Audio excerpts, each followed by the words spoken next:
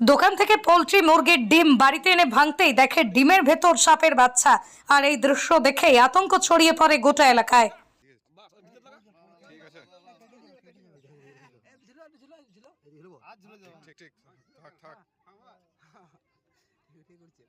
সারা পৃথিবী জুড়ে প্রতিনিয়ত নানান আশ্চর্যজনক ঘটনা ঘটছে, আর এই সব ঘটনার সাক্ষী রয়েছে সাধারণ মানুষ। যেসব ঘটনা বা দৃশ্য মানুষ আগে কিন্তু দেখেনি, সেই রকম এক ঘটনার সাক্ষী রইল জামুরিয়ার খোট্টাডিহি গ্রামের বাসিন্দারা।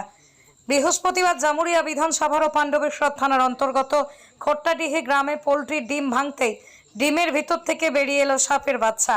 এমনটাই অনুমান করছেন শ্যামলা অঞ্চলের খোট্টাডিহি গ্রামের ডিহিপাড়ার বাসিন্দারা।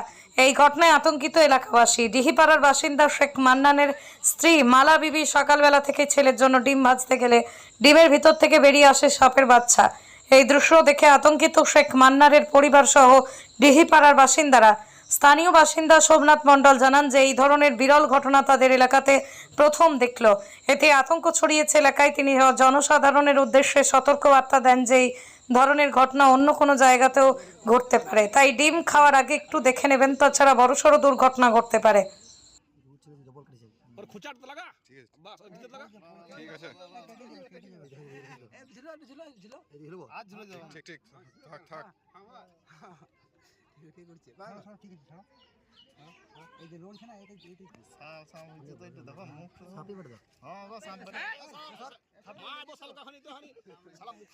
সকালে আমি ভাইতে গেলাম, তো দেখছি ভাঙলাম, তখন বাটিতে ভাঙলাম, তখন দেখছি এই সাপের ছাটা বেরোলো।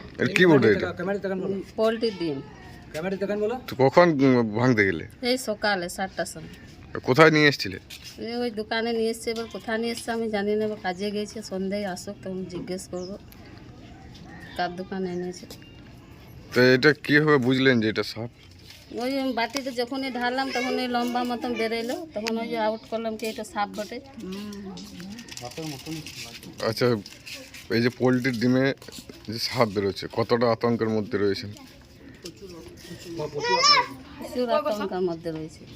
কতটা ভয় লাগছে? এটা যদি আপনি না দেখতেন, ঢেলে দিতেন, তো খেয়ে নিত, বাচ্চা ছেলে খেয়ে নিত, যেতে কিছু হয়ে যেত। এই ডিম যেমন বন্ধ হয়ে যেত। এই যদি রাত্রে ভাইতাম তাহলে কি হতো?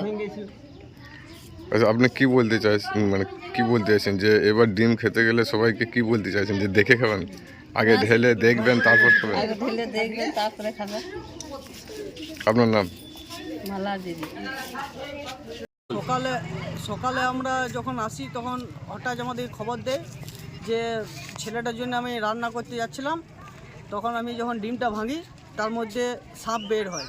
তো এখানে আমরা সবাই খুব আতঙ্কে আছি যে যদি যেটা একটা গরিব মানুষের পুষ্টিকর খাবার পোলট্রির ডিম, তার মধ্যেও যদি এইসব সাপ বা এইসব জিনিস হয়, কীটপতঙ্গ যদি বের হয়, তাহলে মানুষ আর কী নিয়ে খেয়ে বেঁচে রবে।